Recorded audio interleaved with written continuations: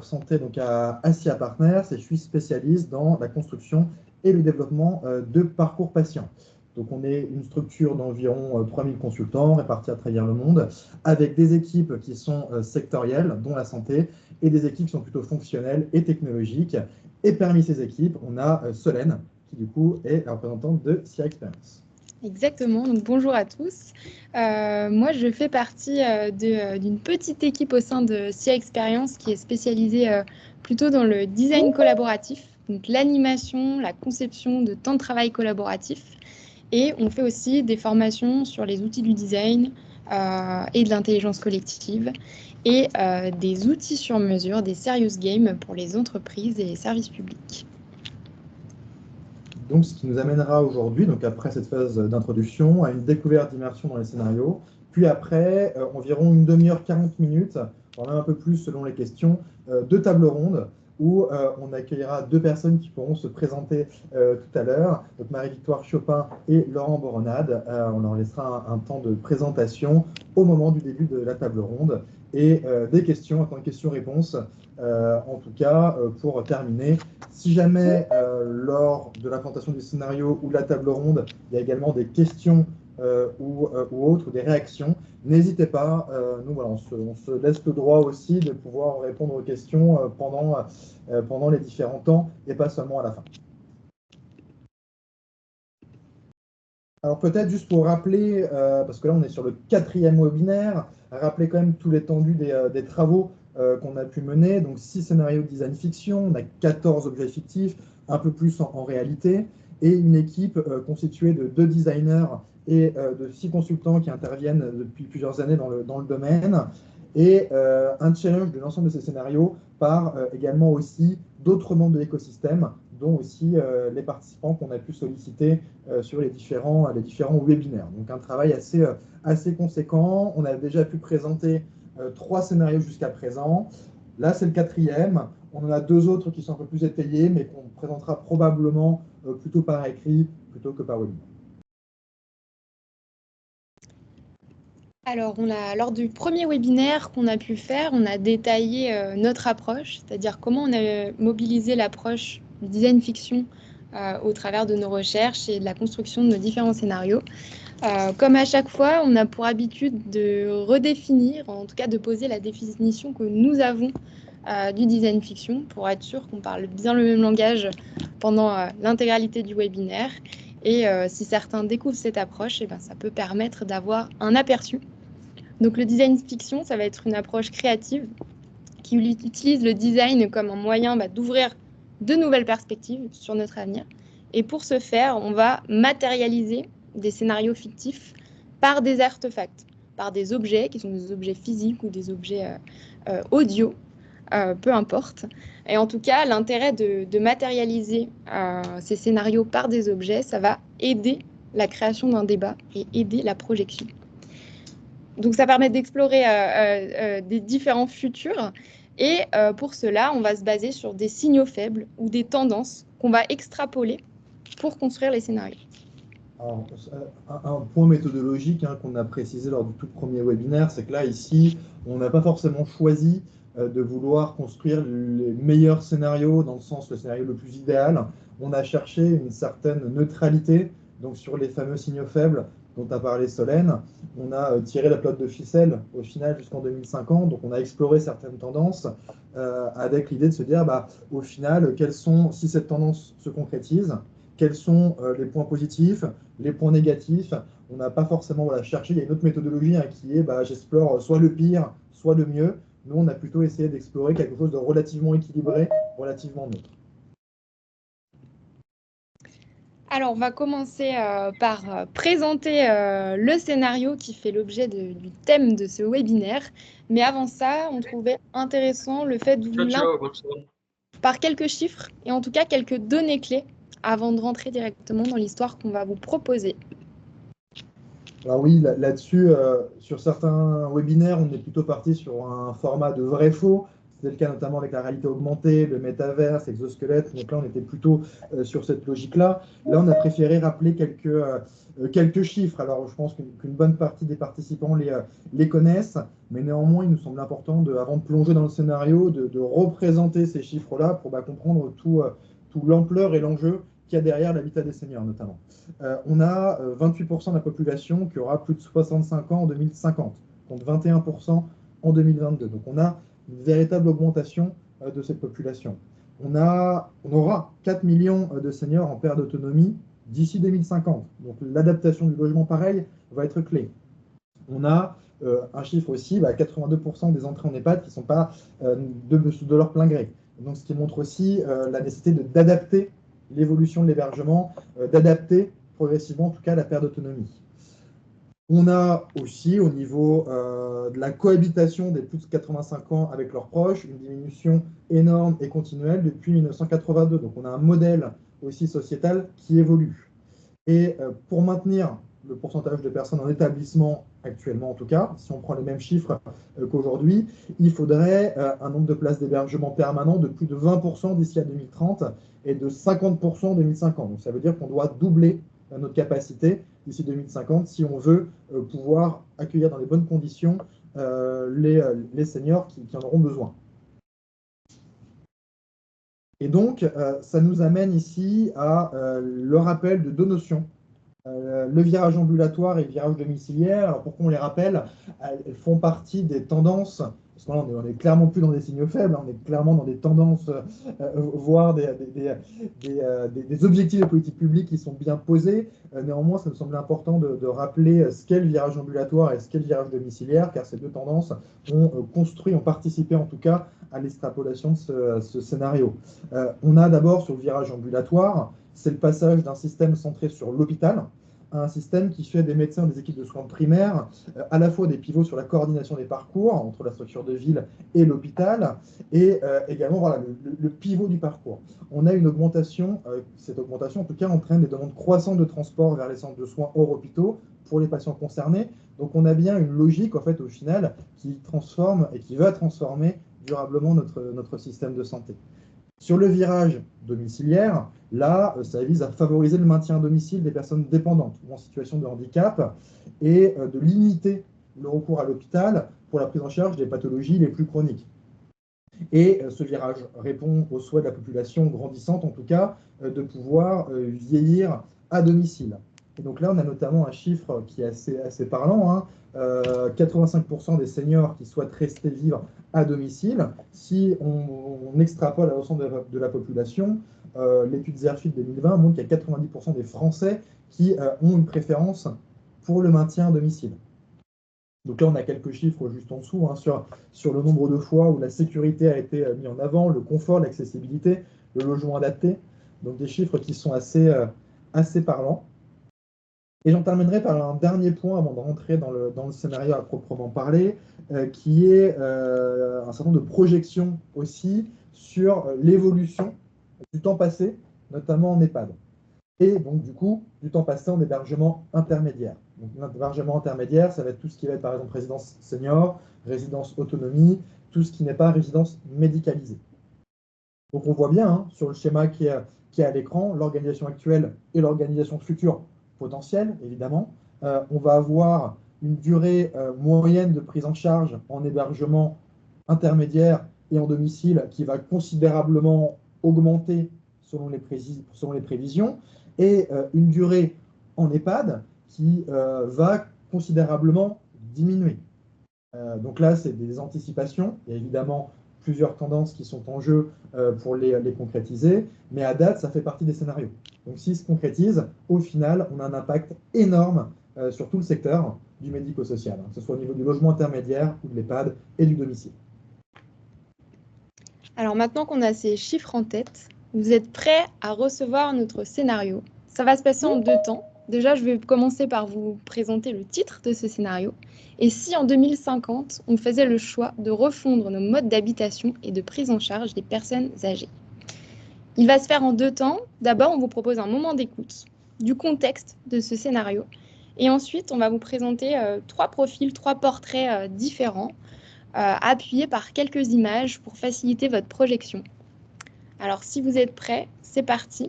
On va passer à notre moment d'écoute du contexte de ce scénario.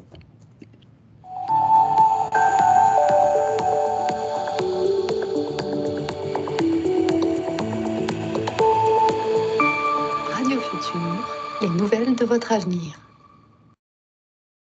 Et si en 2050, on faisait le choix de refondre nos modes d'habitation et de prise en charge des personnes âgées?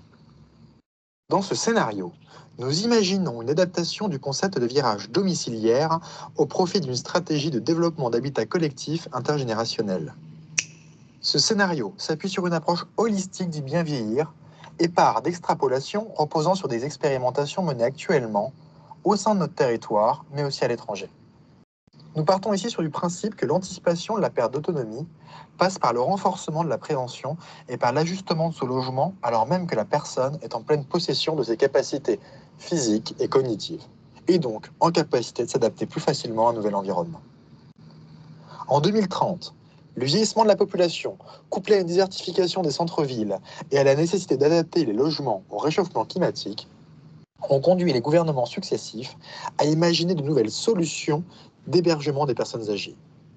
Le programme Bien vieillir en ville. Ce programme ambitieux voit la rénovation complète, la construction, la reconstruction de centres-villes reposant sur des commerces, des bâtiments municipaux, des tiers-lieux, des crèches, des établissements culturels et bien sûr sur des hébergements pour personnes âgées. Ces espaces plus durables et inclusifs répondent aux défis liés à l'urbanisation et au changement climatique. Également, cette approche envisage l'adaptation optimale du logement au vieillissement de ses occupants par la mise en œuvre de technologies facilitant la prise en charge et la détection de problèmes de santé des différents occupants. 10 ans après des années de travaux titanesques et plusieurs batailles juridiques et constitutionnelles, les premiers quartiers sont livrés et habités. Pour les résidents de plus de 67 ans, des programmes d'intégration communautaire et une politique de soutien et d'incitation sont déployés pour promouvoir le développement de ces nouveaux quartiers. Afin de faciliter la construction de liens intergénérationnels, ces occupants sont invités à rejoindre les différentes associations de quartier pour faire du coaching d'actifs, du soutien scolaire, de l'entretien des potagers collectifs, etc. En parallèle, des incitations fortes sont mises en place pour assurer la réussite de ces nouvelles politiques. Le financement de programmes de construction offre de généreuses déductions d'impôts, tandis que les propriétaires à la retraite de maisons individuelles non neutres énergétiquement sont assujettis à de nouvelles taxes. Si pour certains, ces nouveaux quartiers sont la solution, pour d'autres, ils sont la remise en cause de libertés fondamentales.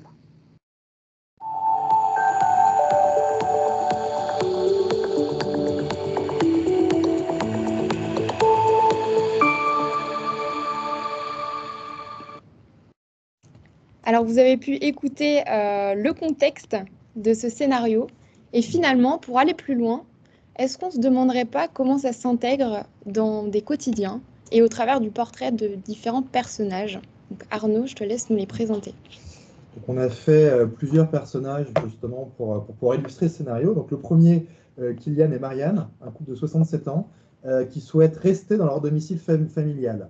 Donc, on a Kylian qui a 67 ans, qui habite depuis 29 ans dans un petit pavillon du banlieue résidentiel avec son épouse. Ils ont 2 enfants qui sont aujourd'hui âgés de 25 et 22 ans, et ils ont grandi dans ce pavillon auquel ils portent un fort attachement affectif. On a Kylian et Marianne qui sont à la retraite tous deux depuis 1 an et qui ont cherché à moderniser leur logement.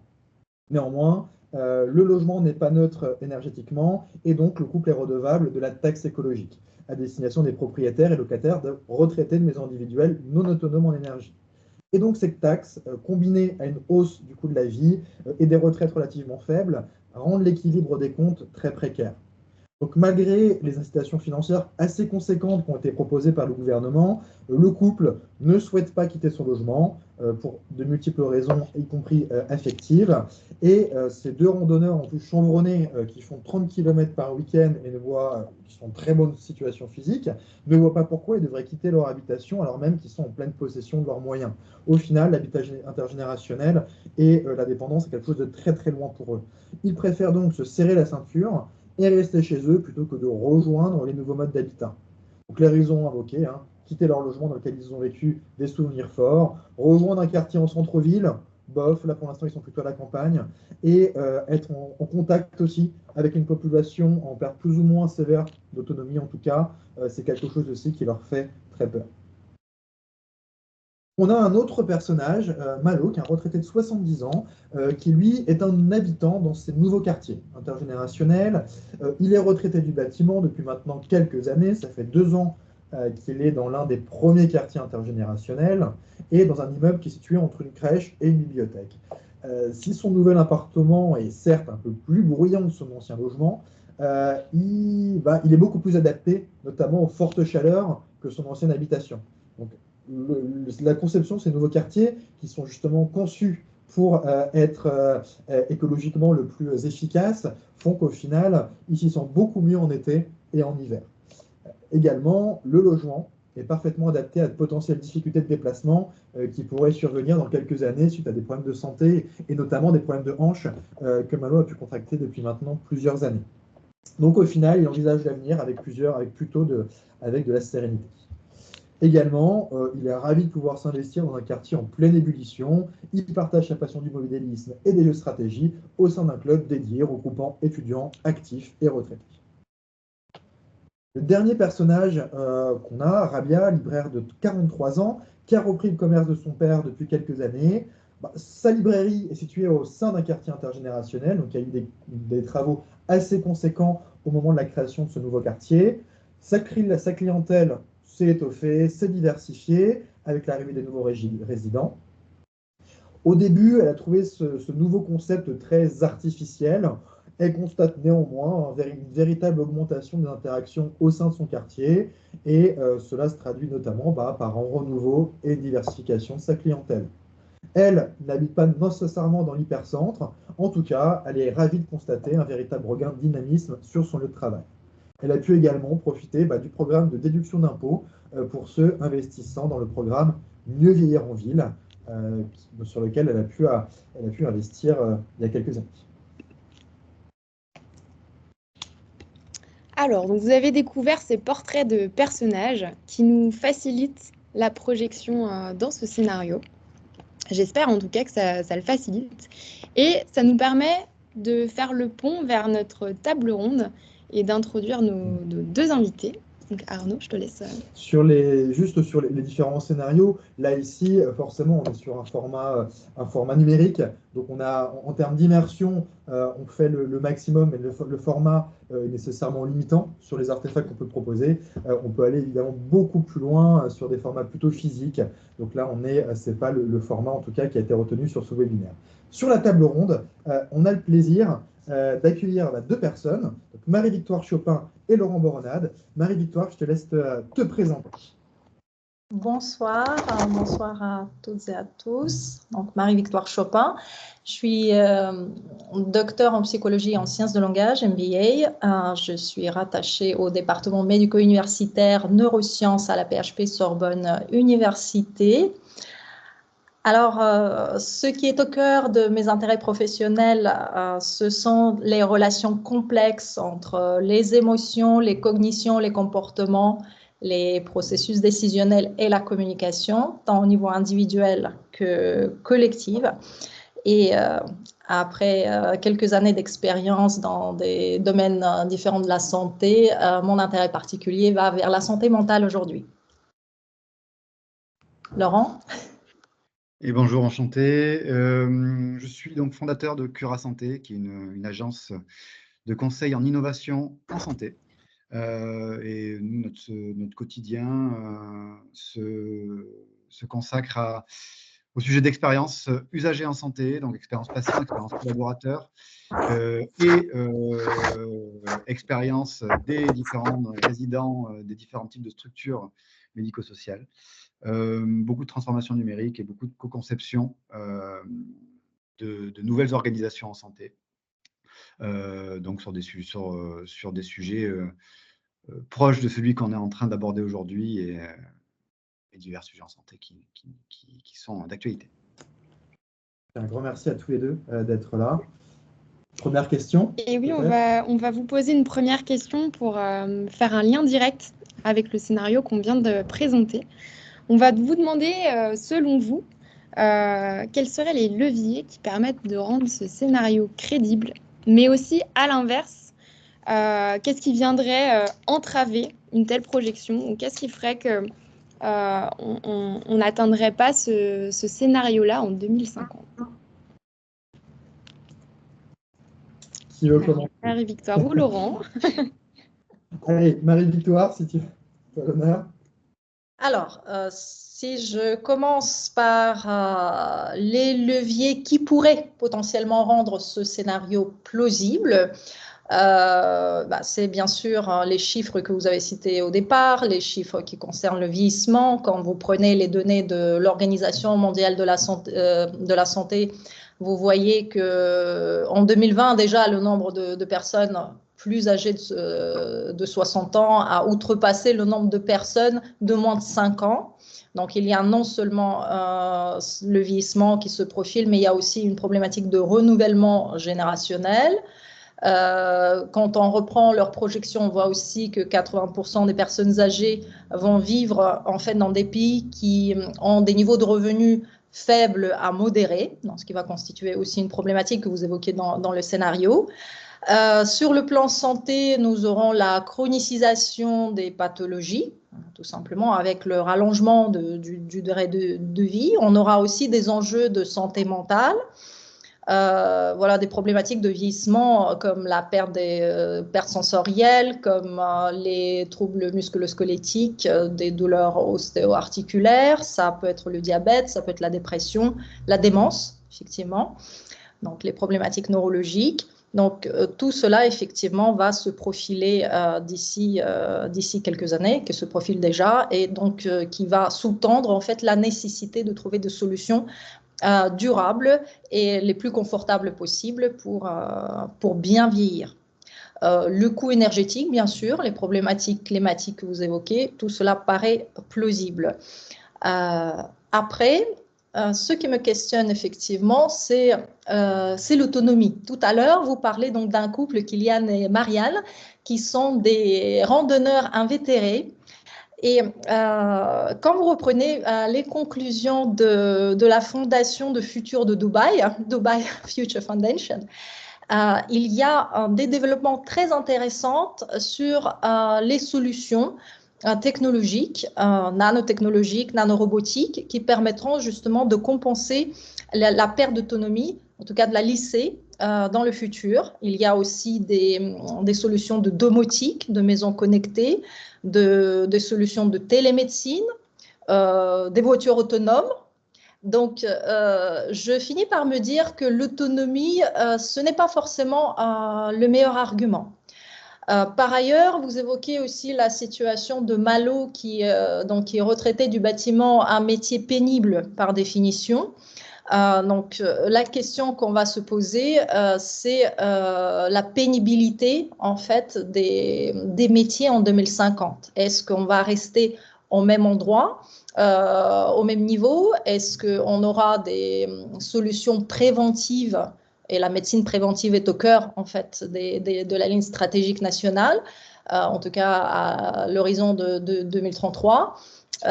Donc, la question se posait en fait, quid de cette autonomie? Est-ce qu'on va se retrouver vraiment dans cette situation?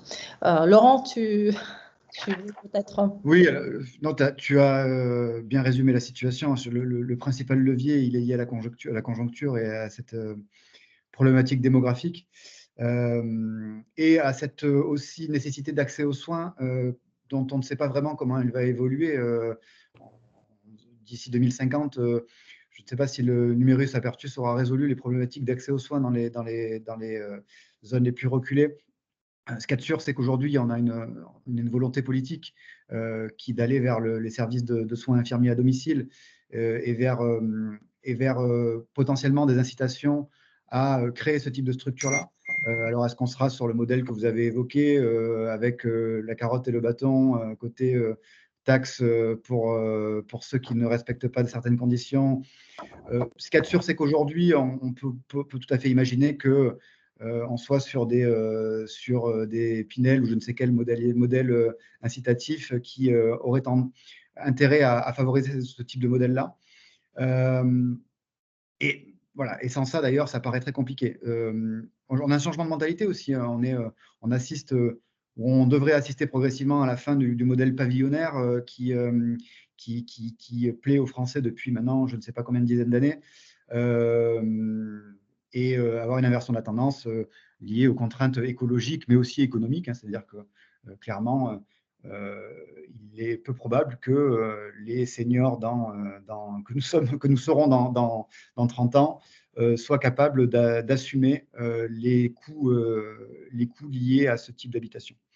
Et donc, peuvent favoriser effectivement l'intérêt vers ce nouveau type d'habitat collectif. Ça peut être aussi un relais de croissance pour des acteurs aujourd'hui immobiliers qui sont en mal de modèle, malgré quelques contraintes que je vais évoquer par la suite. Ensuite, alors, d'un point de vue technologie, aujourd'hui, est-ce que effectivement la télémédecine, la téléassistance vont favoriser ou pas ce type de modèle-là? Bien malin, celui qui peut le dire. Ce qui est sûr, c'est que effectivement, cette technologie va jouer un rôle important dans cette capacité de maintenir le senior à domicile. Maintenant, est-ce que ça sera chez lui dans un modèle classique ou est-ce que ça sera dans ce modèle intergénérationnel? Ça, c'est compliqué de le savoir. Ce qui est sûr, c'est qu'on assiste quand même aujourd'hui à un certain nombre de projets et d'expérimentations qui, petit à petit, valident la pertinence du modèle. Alors, ça valide la pertinence de ces modèles-là à des échelles locales. C'est-à-dire qu'on se rend compte que pour que ces modèles puissent exister, ils doivent s'inscrire dans un contexte social et régional. Ce qui veut dire qu'il faut qu'ils soient co-construits, bien pensés et qu'ils se fassent dans le temps et qu'ils s'inscrivent dans une consultation de leur écosystème et qu'ils soient itératifs. C'est-à-dire qu'il est très peu probable aujourd'hui que ces modèles-là soient scalables et donc répondent à des besoins d'investisseurs immobiliers. Donc, ça amène finalement ma petite crainte. Mais avant ça, juste effectivement, il y a aussi la question du retour à la cohabitation. Effectivement, on a évoqué l'évolution et les tendances des seniors à ne plus… Oui, pardon, Arnaud. Et peut-être juste avant de rentrer justement là-dessus, hein, sur l'évolution sociétale, et ça on va pouvoir y passer un peu de temps parce que c'est hyper important, hyper structurant dans ce scénario-là. Juste pour aller dans ton sens, hein, pour ceux qui n'ont pas forcément connaissance de tout ce qui se fait actuellement, il y a énormément d'expérimentations qui sont à l'échelon plutôt communal. En France par exemple, on a Saint-Étienne, on a Montpellier, on a également des expérimentations en Bretagne. Mais c'est vrai qu'au final, on reste sur quelque chose d'assez petit. On est sur, au maximum, ce qu'on a pu trouver, on est sur 200, qui est quand même conséquent, mais ce qui reste quand même encore relativement faible. On voit que des initiatives qui ont été lancées là, à Alicante, par exemple en Espagne, en 2003, on voit bien que ce n'est pas nouveau, cette question, qu'il y a énormément de retours positifs qui ont été faits. Et pour autant, tu l'as dit, ce n'est pas scalable et on n'arrive pas à passer l'étape de la généralisation, en fait, au final. Je vois que Marie-Victoire, Ouais, je voulais rebondir en fait sur ce que vous dites, Laurent et Arnaud. Donc, première chose, effectivement, nous avons quelques exemples intéressants, probants. Peut-être tu as oublié de citer Vienne, Arnaud. Donc, ce serait intéressant de voir d'ici quelques années les résultats que ça donne, mais c'est un dispositif qui existe déjà et c'est celui qui a inspiré justement les expérimentations en Espagne. Après, pour revenir à ce que tu dis, Laurent, par rapport à la motivation de passer dans ce type d'habitat, je pense que la question qu'on doit se poser, c'est à quelle génération on s'adresse, après tout. Si on scénarise les choses à partir des habitudes et des us et des coutumes que nous avons aujourd'hui, donc Laurent, comme tu évoques, effectivement, l'attachement au pavillon, un habitat individuel et ce que nous avons aujourd'hui comme pratique, peut-être il y a des questions aussi qui vont émerger. Donc, nous rattachons à une attention énorme aujourd'hui à comment recruter et fidéliser la génération Y et la génération Z, voilà, qui pose pas mal de casse-tête aux recruteurs. Donc finalement, on va rester dans cette même problématique et peut-être qu'on devrait déjà s'inspirer de ces données pour savoir ce qui va les attirer. Et qu'est-ce qui l'attire en effet? C'est des personnes qui changent aujourd'hui, qui sont beaucoup plus adaptables, qui changent beaucoup, qui changent de parcours, de métier, parfois d'une manière très radicale, qui voyagent, qui s'expatrient, qui vivent souvent des expériences en colocation. Encore une fois, donc il y a cette notion de passer d'une communauté à l'autre, de recréer un network qui est là, qui peut être aussi une richesse. Et il y a aussi une appétence envers l'expérience, vers quelque chose de ludique, encore une fois. Et si on parle d'infrastructure, si on parle effectivement de la culture, du sens d'appartenance et d'utilité, c'est quelque chose qui peut être activé comme levier, bien sûr. Et puis, c'est une question aussi du rapport à l'autorité, à l'autoritarisme. Et c'est vrai que ce scénario, tel qu'il est présenté, il est très descendant. Donc, la question, effectivement, c'est comment cette génération qui n'accepte déjà plus certains types de management, par exemple, comment est-ce qu'elle va percevoir ce type d'incitation. Donc, c'est vraiment une question de nudge qui va se poser. Et donc, ce que tu soutiens, Marie-Victoire, c'est que finalement, il faudrait travailler autour de motivations qui ne sont pas uniquement médicales et orientées vers la prévoyance, mais qui vont aussi vers comment on travaille autour de leviers qui vont motiver cette nouvelle génération à intégrer ces quartiers au-delà de l'aspect médical et de l'anticipation du bien vieillir. C'est ça. Ça veut presque dire qu'en fait, au final, quand on dit qu'il faut presque les intégrer, ils sont actifs, quoi, en fait, au final, quasiment. Ça veut dire repenser l'ensemble, en fait, au final, de l'urbanisation, indirectement. Et ça veut dire aussi que ces projets se co-construisent, c'est-à-dire qu'il faut qu'il y ait du liant pour que ça marche. Il faut satisfaire un petit peu l'instinct grégaire des uns et des autres. Il ne suffit pas de mettre des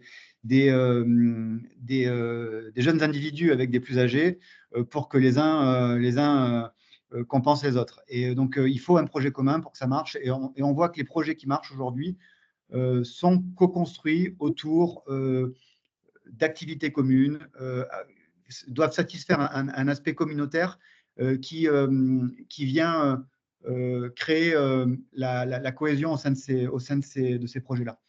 Et c'est ça aussi qui rend compliqué finalement ces programmes. C'est-à-dire que ça ne répond pas aux enjeux financiers d'un promoteur immobilier ou d'un exploitant qui a besoin, lui, d'avoir un modèle qui se duplique à l'infini et qui, pourquoi pas, propose une trame commune, mais qui est bien incapable de s'adapter aux spécificités locales, aujourd'hui encore. Ouais, ça me fait un peu penser au final, hein, on le voit avec, justement, vous avez parlé de télémédecine tout à l'heure. Clairement, on voit que les initiatives qui fonctionnent, c'est les initiatives où tu as un vrai projet de territoire, où tu as les acteurs qui sont mobilisés autour d'un projet commun. Et c'est pas juste faire popper ici ou là des cabines.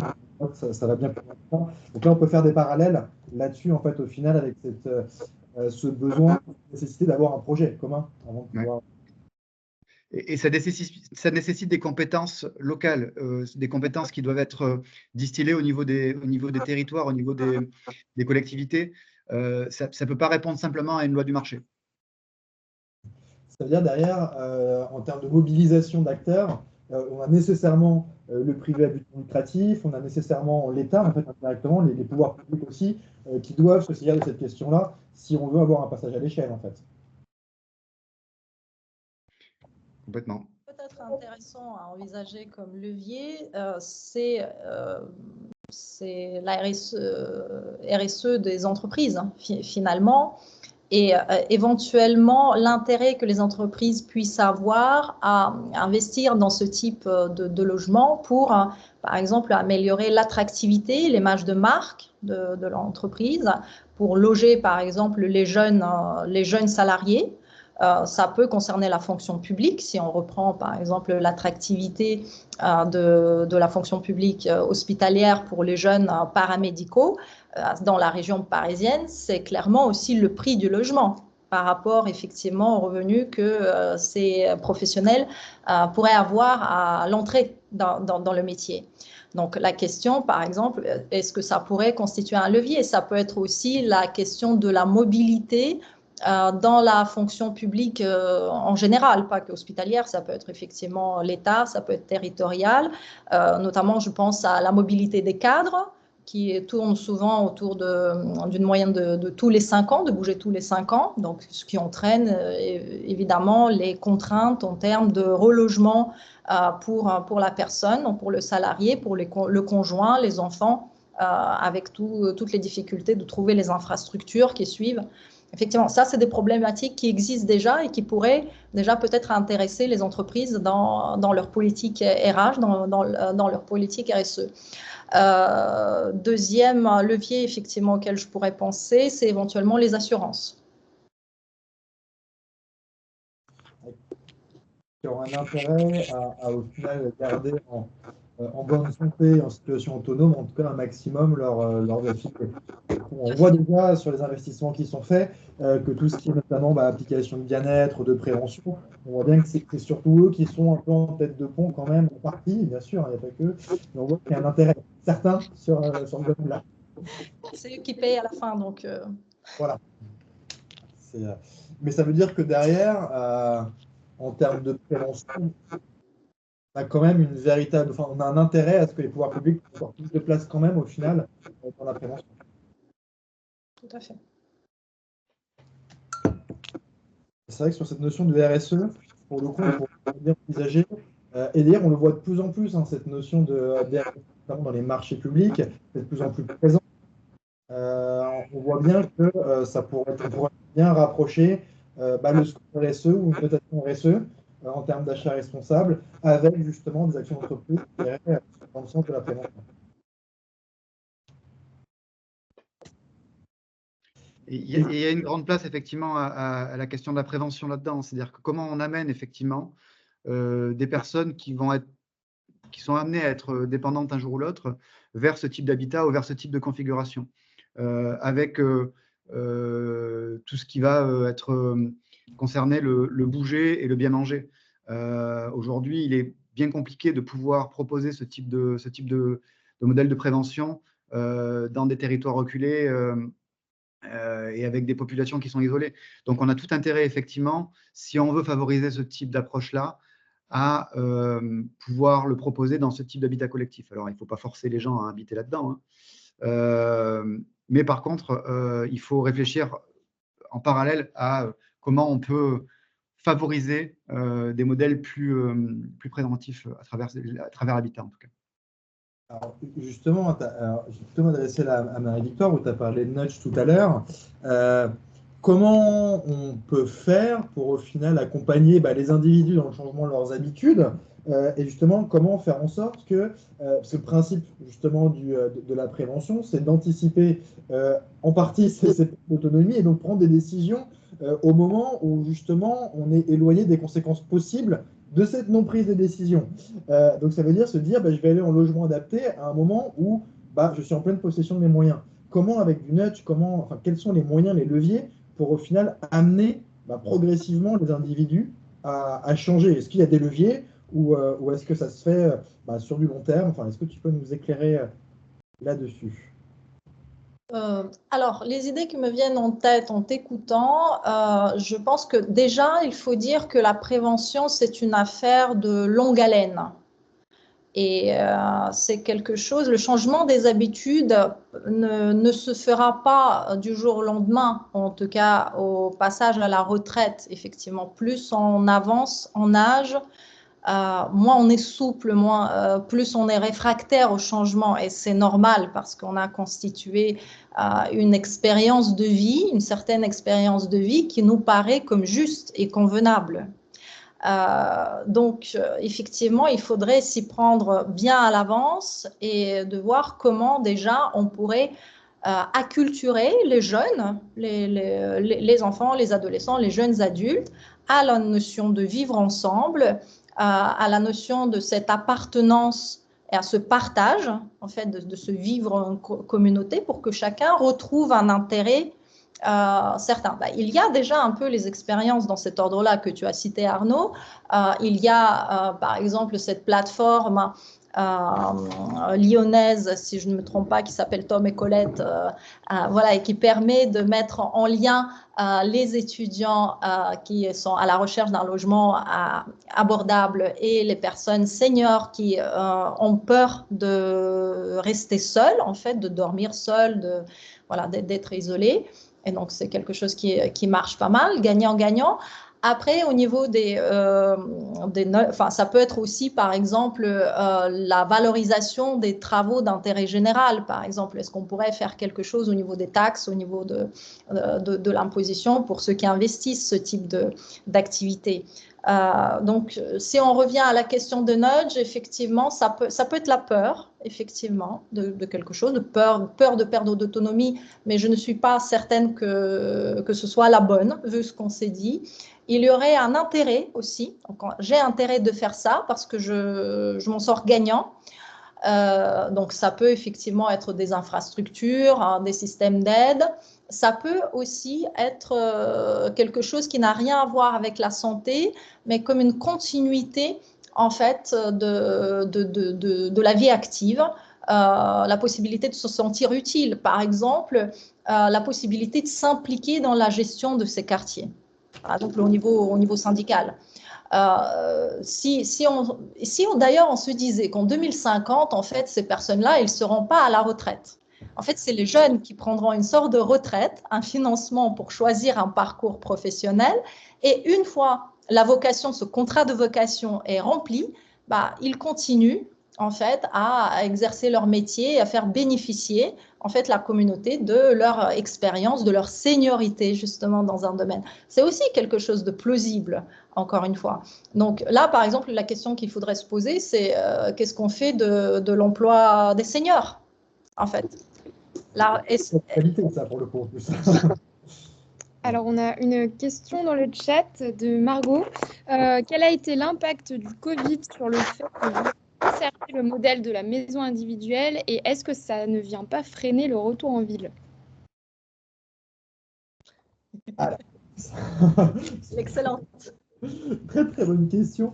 En tout cas, avant de vous laisser la main, c'est sûr que on a des chiffres quand même qui commencent à parler d'eux-mêmes, hein. On a une recherche en tout cas de davantage peut-être d'espace. On a eu indéniablement en tout cas la fuite de certaines villes. Il y a un changement de modèle là-dessus. En tout cas, ça a été constaté. Je ne sais pas si Laurent ou Marie-Victoire, vous avez pu aussi le... Voilà, je pense que oui. Ouais, on a un vrai biais aussi, c'est-à-dire que là, autour de la table, on fait plutôt partie des urbains qui ont envie de partir de Paris ou de Marseille, enfin, et d'aller à la campagne. Est-ce que c'est très représentatif de ce qui se passe et de ce qui va se passer dans les années futures? Moi, je n'ai pas suffisamment de data pour pouvoir donner une réponse fiable à cette question. C'est sûr que si moi, on me demande demain qui serait certainement le senior de 2050 si je préfère vivre à Paris, centre de Paris ou dans un environnement plus nature. Voilà. Par contre, il y a une réalité économique qui fait que et démographique qui fait que les acteurs, les citoyens auront besoin de rester proches des bassins économiques et que les patients, les citoyens ont besoin d'accéder aux soins et à la santé. Et donc, il n'est pas certain que la petite vague post-Covid soit compatible avec ces éléments-là. Et d'autant plus que on voit bien que sur le télétravail notamment, on est passé, déjà on est sur des tendances où ça commence à se nuancer. jusqu'à il y a quelques semaines, quelques mois, on était sur certaines entreprises étaient sur du tout télétravail. On voit bien que même il y a de plus en plus d'entreprises qui reviennent, ou alors qui en tout cas concluent des accords pour que ce soit 1, 2, 3 jours par semaine. Donc on est quand même sur pas un rétropédalage, parce qu'au final on n'en est quand même pas à ce niveau-là, mais il y a un léger retour, en tout cas sur cette tendance, qui forcément aura un impact sur l'hébergement aussi des futures années. Et c'est vrai que sur la démographie médicale, on peut se poser la question, et on l'a dit déjà tout à l'heure, hein, où on en sera en 2050.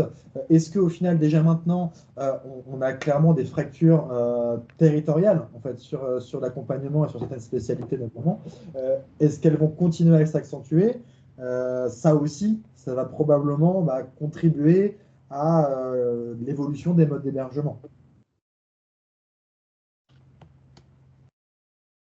Donc pour l'instant, l'impact du Covid sur le modèle individuel, je pense qu'on manque encore assez peu de recul parce qu'on est encore, on va dire, un peu entre les.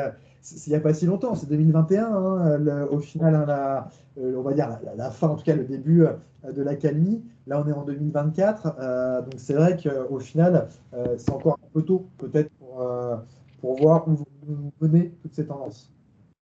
Ce qu'il y a de sûr, c'est quand on voit, puisque là, on est dans un exercice de design fiction qui nous projette en 2050. Si on regarde par contre l'écart entre 2000 et 2020, on voit que le mix ville-campagne reste le même. On reste à 2 tiers, 1 tiers, 2 tiers en ville, 1 tiers à la campagne, et que ça n'évolue pas tant que ça.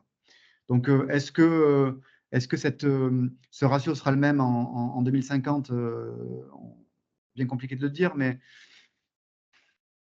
cet équilibre reste le même.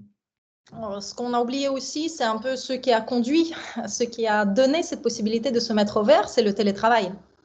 Ouais. C'est le full remote pendant les confinements et puis une généralisation de télétravail qui est, selon les conventions collectives plus ou moins généreuses, selon les entreprises. Et là, nous assistons à une tendance inverse, en fait, où on considère de différents scénarios.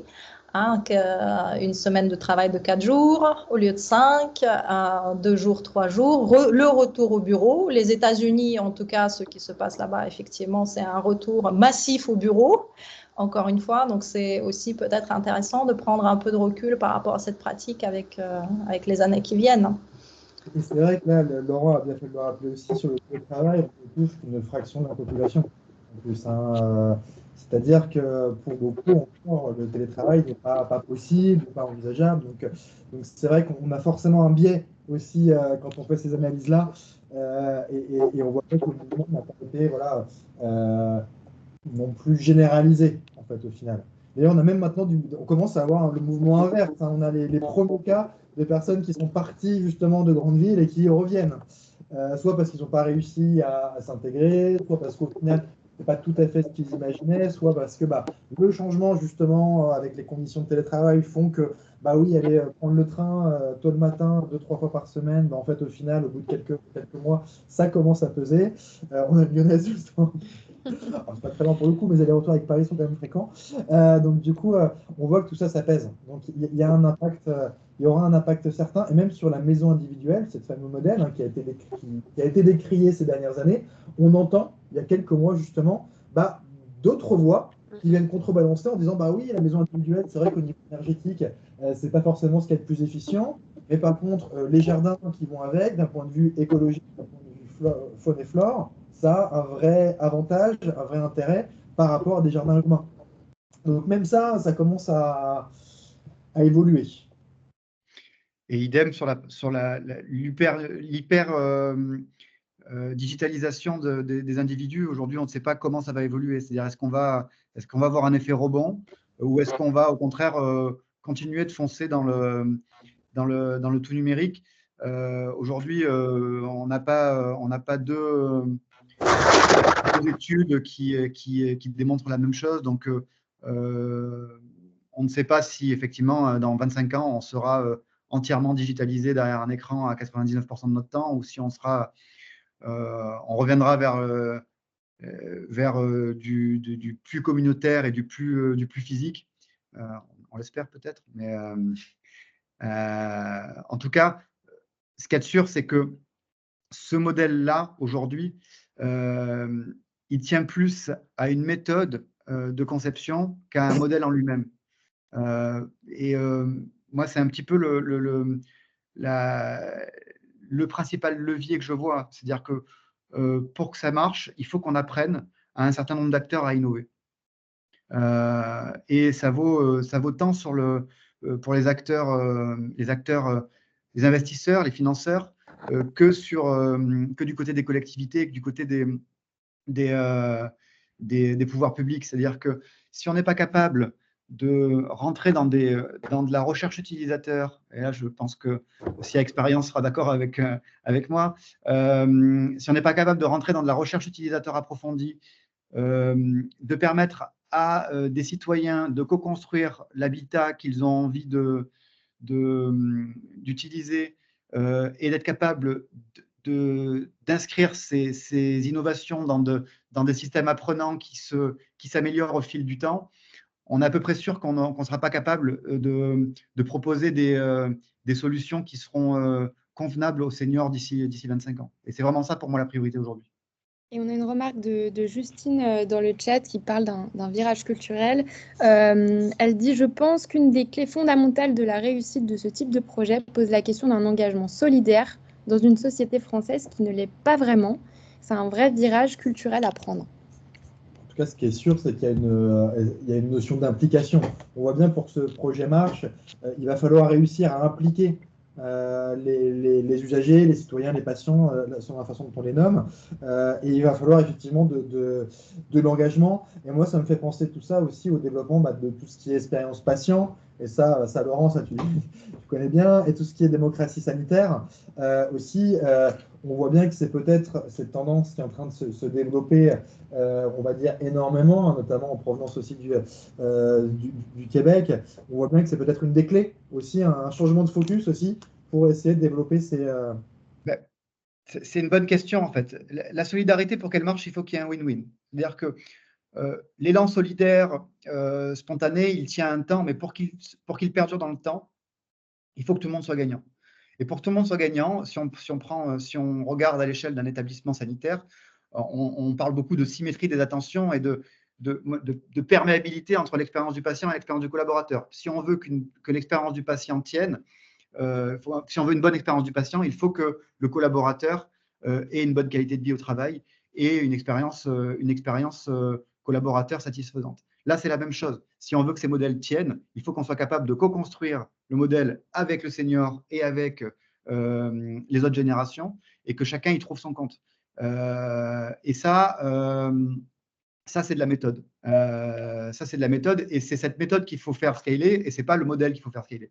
Et c'est ça qui aujourd'hui fait qu'on peut arriver à des choses qui sont satisfaisantes, qui vont tenir autour d'un projet, autour d'usages communs, autour d'activités communes, autour d'une communauté qui peut être digitale. Mais c'est pas, voilà, il suffit pas d'avoir un beau bâtiment qu'on pose au milieu d'une ville et qui cherche à attirer effectivement des seniors et d'autres générations. Ce que tu soulignes, Laurent, est très important parce que ce qu'il faut garder en tête, c'est la manière dont le comportement individuel en fait, s'inscrit dans le comportement collectif.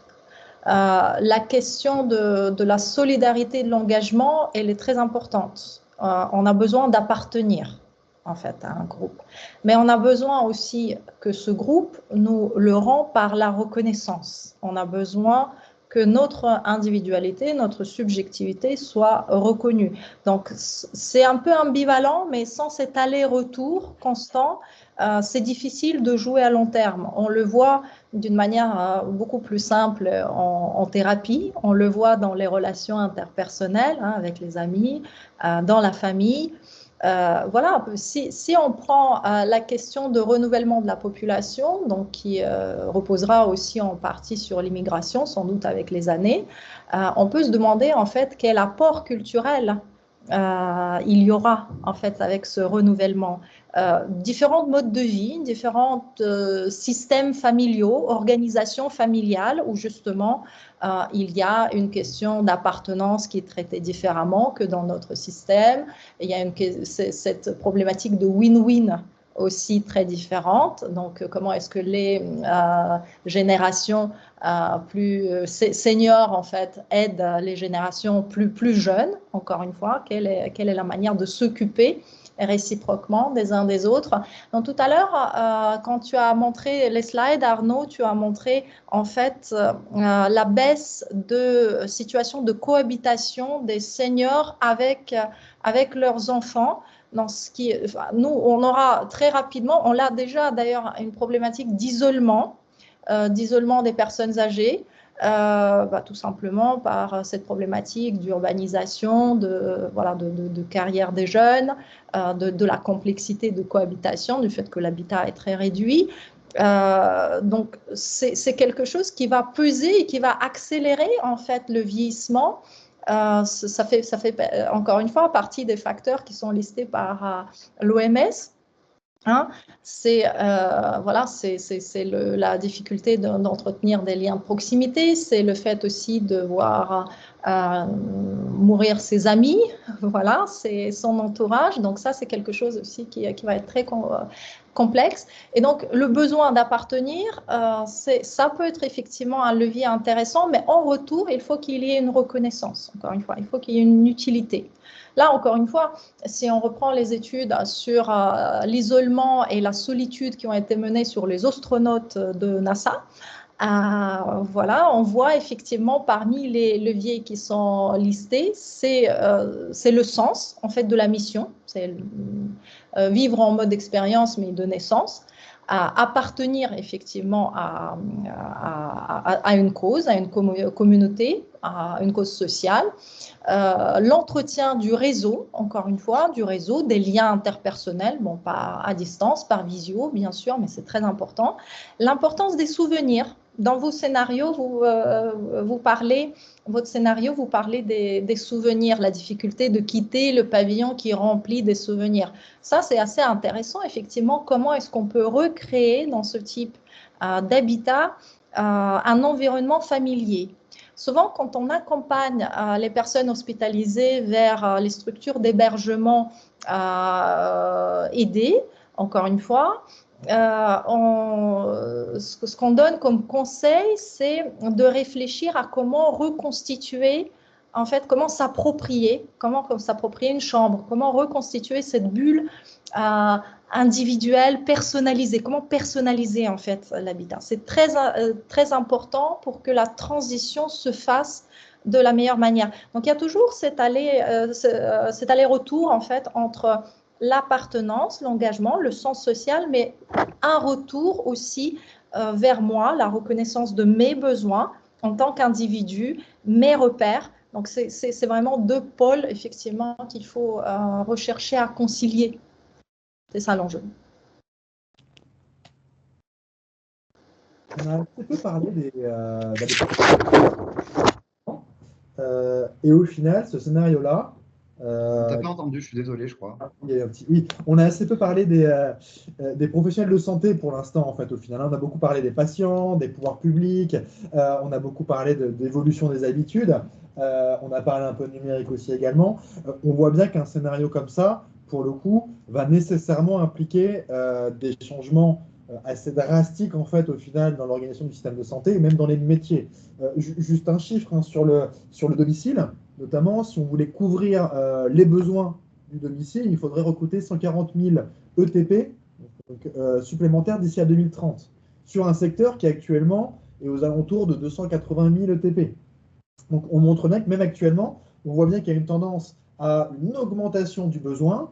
On voit bien que derrière, c'est quand même, ça fait l'objet, en tout cas au moins en affichage, d'une politique des pouvoirs publics. Ça fait partie des axes qui sont retenus. Et pour autant, on est sur un secteur qui est clairement en perte d'attractivité, en fait, au final. C'est un secteur qui a énormément de mal à recruter et qui va en avoir peut-être de plus en plus au fil des besoins. Donc, comment on peut travailler sur l'attractivité? La première question. Et la deuxième, au final, si on prend un peu plus de hauteur, quel impact de ce scénario sur le système de santé?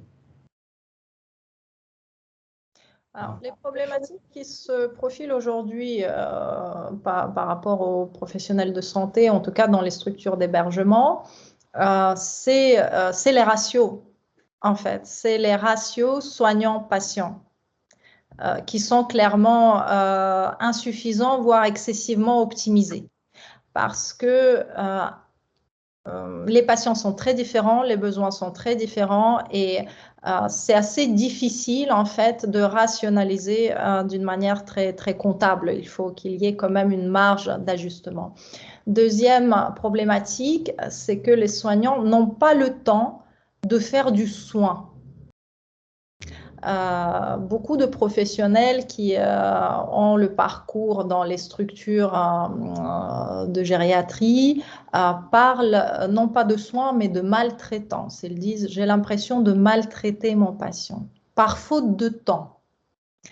Et c'est un enjeu éthique. C'est un enjeu éthique au point de faire questionner en fait le professionnel par rapport à son choix initial. Donc on a quand même un sujet qui est lourd entre les mains, c'est la démotivation des professionnels de santé ou de futurs candidats à ces parcours professionnels.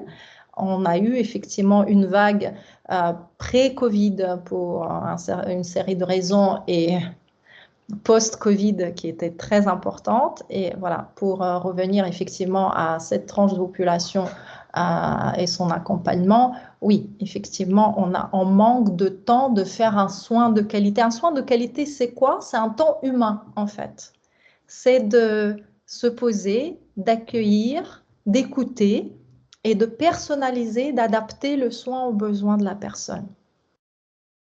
C'est ça qui est très intéressant, en fait.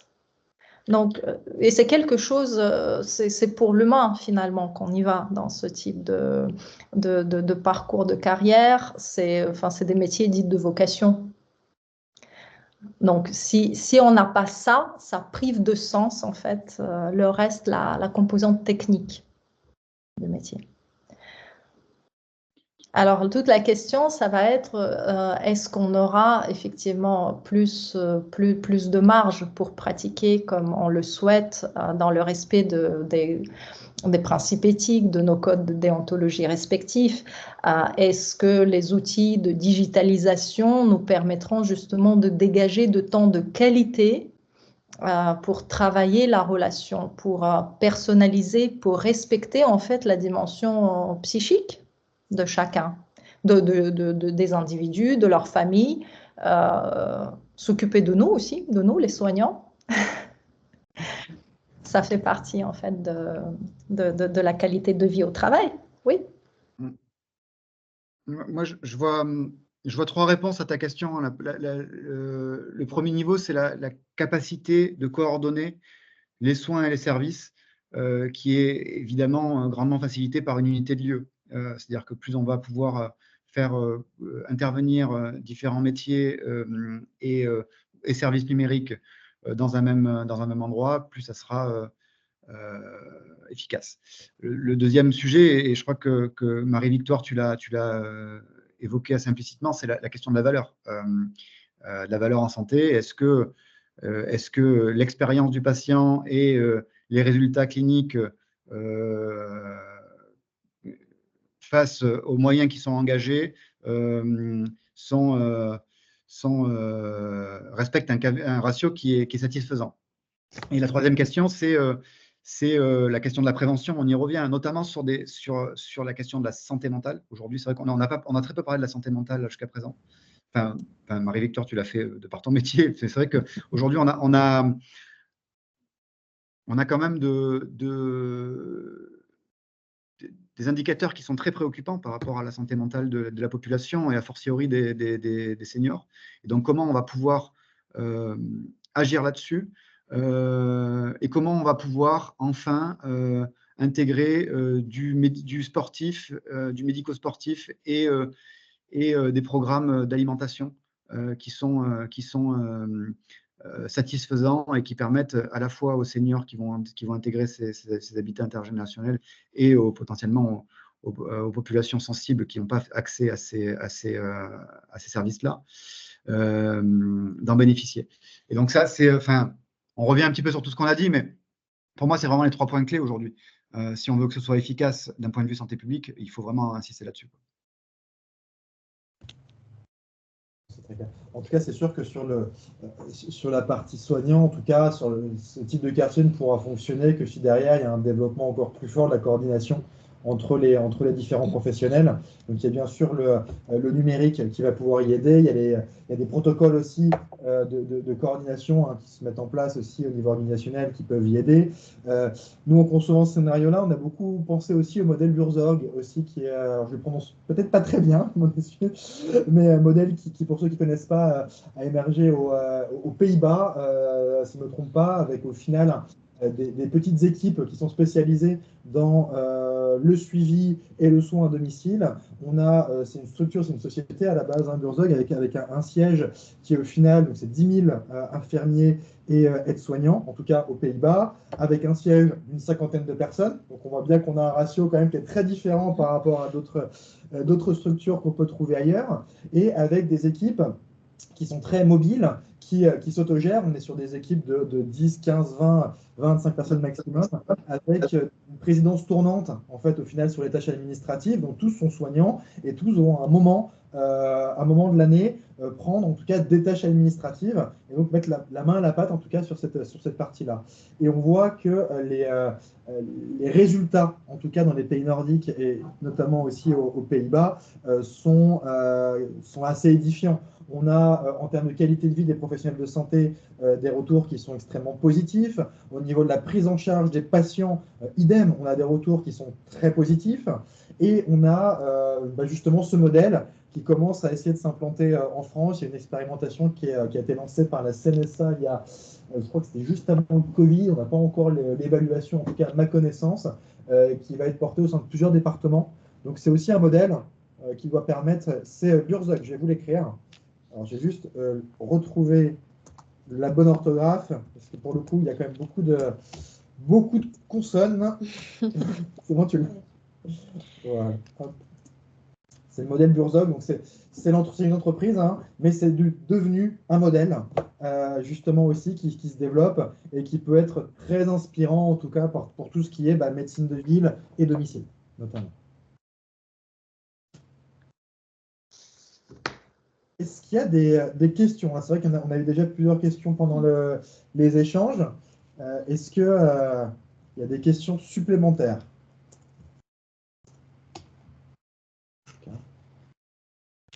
Nous, en tout cas, on a abordé, alors c'est vrai qu'on a un temps assez limité, donc on va essayer de tenir dans les délais.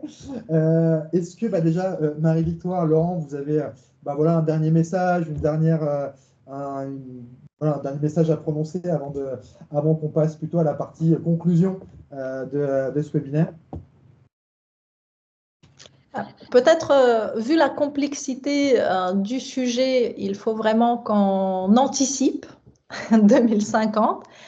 Et à mon sens, il est utile d'associer à ces réflexions des équipes pluridisciplinaires qui comprennent les sociologues, voilà, qui auraient du recul sur les chiffres, sur les tendances, des historiens, des psychologues, justement pour réfléchir à cette question de motivation et du nudge, des éthologues, parce qu'il y a des enjeux éthiques, absolument, à côté, effectivement, des professionnels qui seront aussi en charge de modéliser plus concrètement ces scénarios.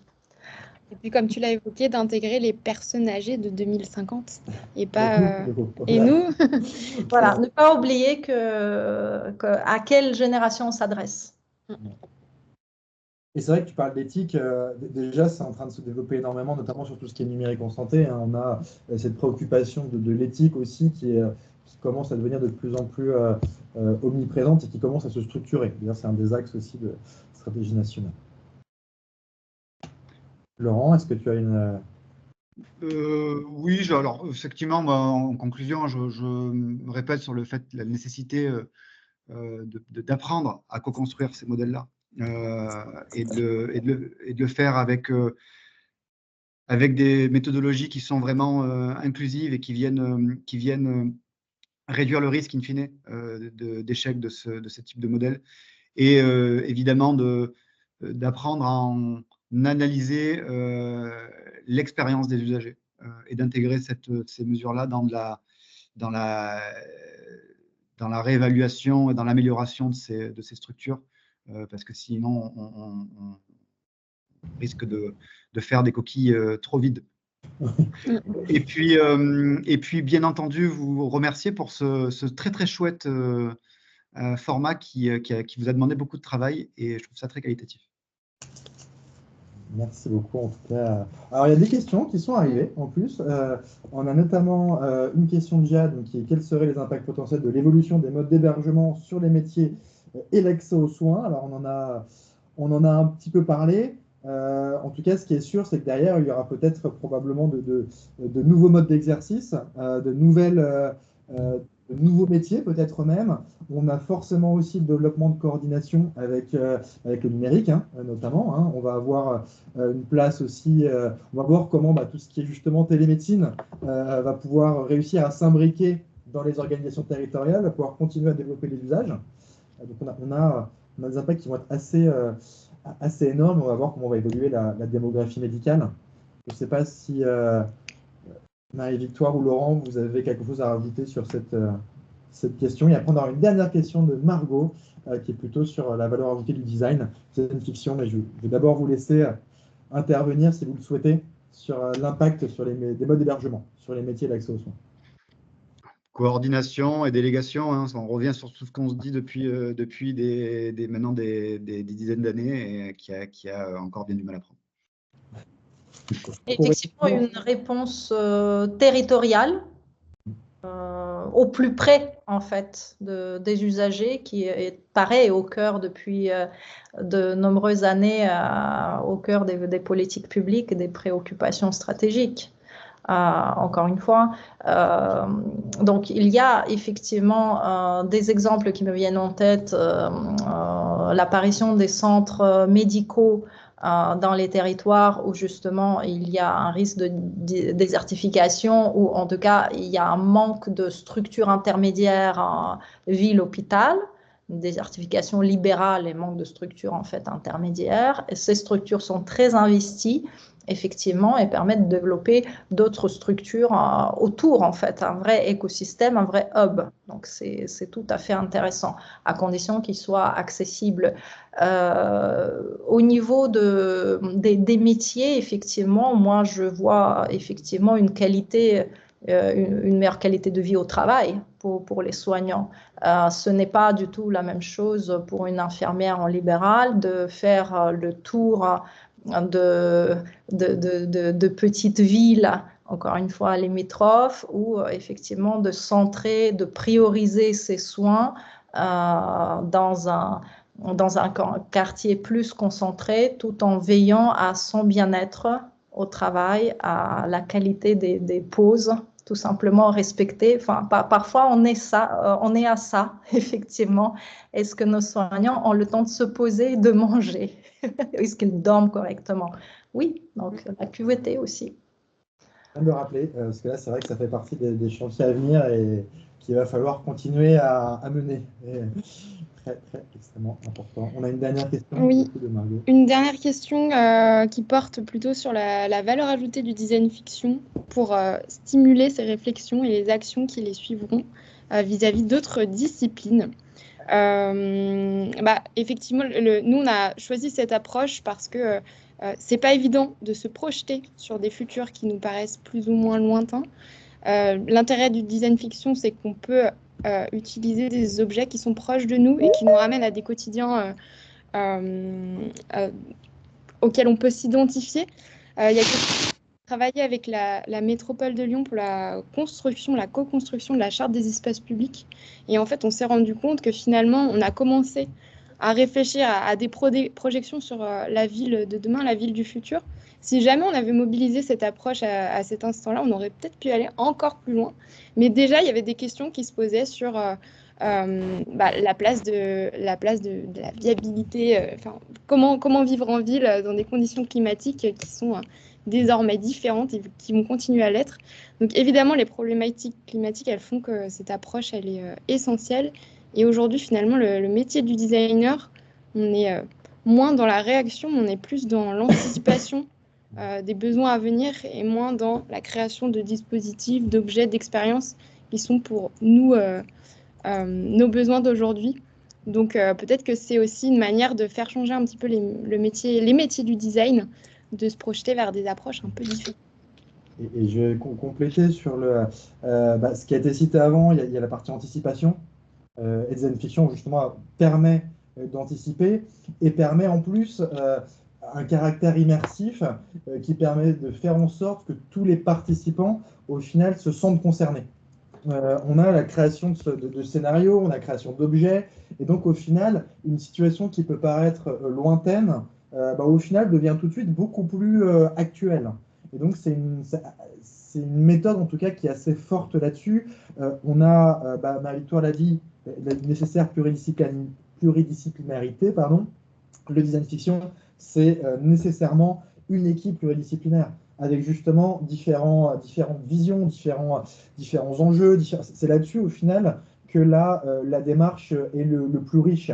Et pour que le système évolue dans le meilleur des possibilités, dans le meilleur des scénarios, il va falloir aussi que des acteurs de mondes très différents se rencontrent et arrivent à se parler. Si on prend l'exemple de ce scénario-là sur l'hébergement, si on veut vraiment que les centres-villes évoluent, ça veut dire qu'il va falloir que les acteurs de l'emploi, de l'éducation, de la santé, que ce qui soit politique ou industriel, arrivent au bout d'un moment à se mettre autour de la table, à parler un langage à peu près commun et en tout cas partager une vision.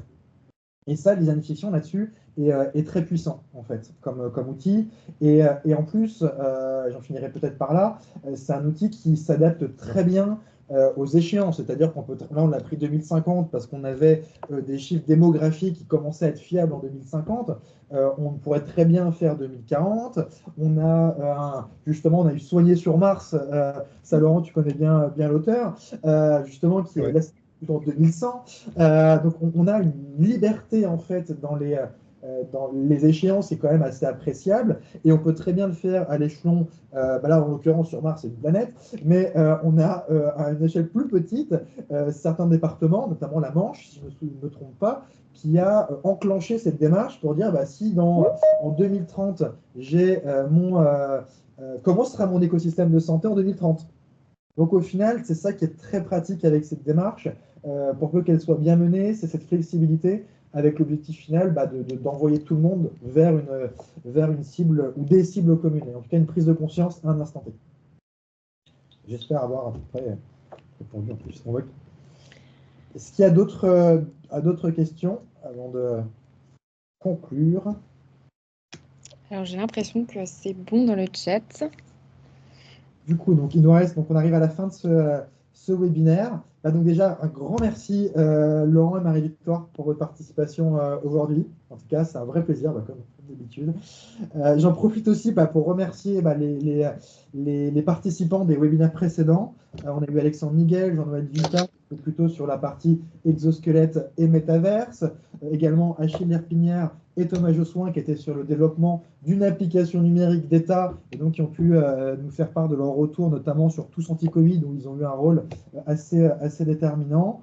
Je remercie évidemment Julien, côté Telos Santé, qui est le partenaire de l'événement et avec qui c'est toujours un plaisir en tout cas d'échanger. Donc merci aussi évidemment aussi à l'équipe. Vous avez juste derrière, dans ce slide suivant, les différents scénarios qui ont été construits. Donc il y a des replays qui sont à disposition. Il y aura également aussi un replay pour ce scénario-là. On en a encore 2 qu'on a conservés en stock. On réfléchit encore à un format pour, au final, il y a une telle émulation, en tout cas au niveau des intervenants, qu'on aimerait bien pouvoir continuer à faire vivre un peu cette méthode-là, peut-être via un événement physique. On va essayer de réfléchir à tout ça. Pour l'instant, rien n'a encore été défini. Mais en tout cas, nous, on veut aller plus loin. C'était vraiment, en tout cas, et moi, je remercie aussi toute l'équipe aussi, parce que c'était un travail extrêmement intéressant, en tout cas, à tous les deux. Merci à tous et n'hésitez surtout pas dans les prochains jours à nous interpeller, à revenir vers nous si vous souhaitez accéder au replay. On y répondra avec grand plaisir. Et on est toujours à l'écoute pour échanger sur ces différents scénarios qu'on a pu aborder pendant ce cycle de 4 webinaires.